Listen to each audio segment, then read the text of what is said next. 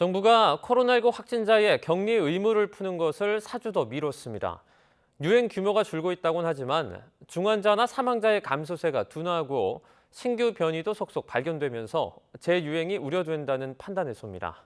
기종훈 기자가 보도합니다.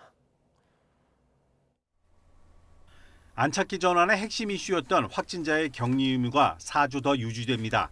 신규 환자와 중환자, 사망자 모두 줄고는 있지만 감소세가 둔화하며 재유행 우려가 있다고 판단한 겁니다.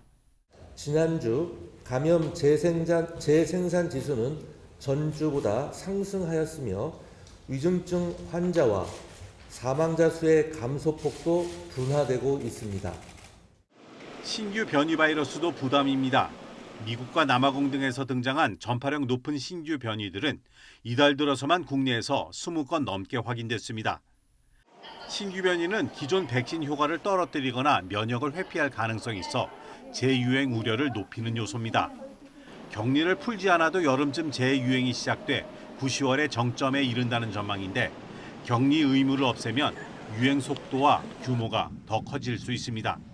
격리 의무를 유지하는 경우와 비교해 볼 때 격리 준수율이 50%일 경우에는 1.7배, 전혀 준수하지 않을 경우에는 확진자가 최대 4.5배 이상 추가 발생하는 것으로 예측됩니다.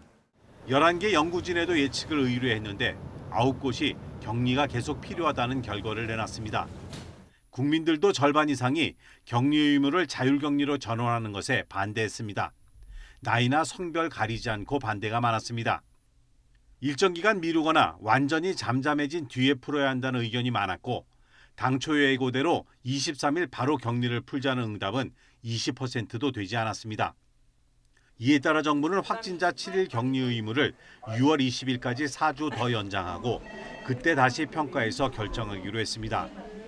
다만 한시적으로 허용했던 요양병원과 요양시설의 접촉 면회는 계속 허용하기로 했습니다.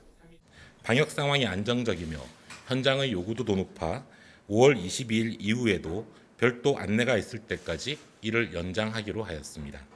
방역당국은 접촉 면회 허용 후에도 집단 감염이 줄었다면서 1인당 4명 이하였던 면회 인원 제한도 요양병원과 시설의 여건에 따라 확대할 수 있도록 면회 수칙도 개선했다고 밝혔습니다. YTN 기정훈입니다.